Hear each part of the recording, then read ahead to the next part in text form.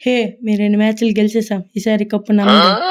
ఇళ్ళగానే పండుగ కాదు, 2 మ్యాచ్లు గెలవగానే సంబరం కాదు. దమ్ముంటే కప్పు కొట్టి చూపించండి. మీరు ఎప్పుడు కప్పు కొట్టారు కానీ మమ్మల్ని చూసి నేర్చుకుంటారా? రికార్డులు కొట్టాలన్నా మేమే, రికార్డులు క్రియేట్ చేయాలన్నా మేమే. నువ్వు ఎస్ఆర్హెచ్ ఫ్యానా?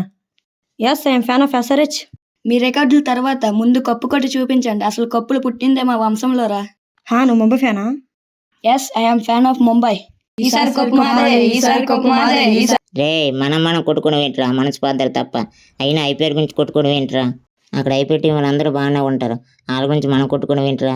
అయినా మొన్న మన ఇండియా టీం ఛాంపియన్ ట్రోఫీ గెలిచినప్పుడు, అలాంటి వాళ్ళకు మన ఇండియా టీం మనకు తెచ్చినప్పుడు మనం సంతోషపడాలి. సారీ అయ్యా, మీ ముగ్గురు ఎప్పుడు కొట్లాటాడుగా, మా అందరం కలిసే ఉంటాం. బాధపడినా సంతోషపడినా మన ఇండియా టీం గురించి చేయాలి కానీ ఐపీఎల్ టీంల గురించి ఏంట్రా? అవునన్నా, చాలా మంది బెట్టింగ్స్కి ఎడిక్ట్ అవుతున్నారు. వాళ్ళకి ఏదైనా మెసేజ్ ఇవ్వచ్చు కదా. అవునన్నా, ఏదైనా మెసేజ్ అవ్వచ్చు కదా.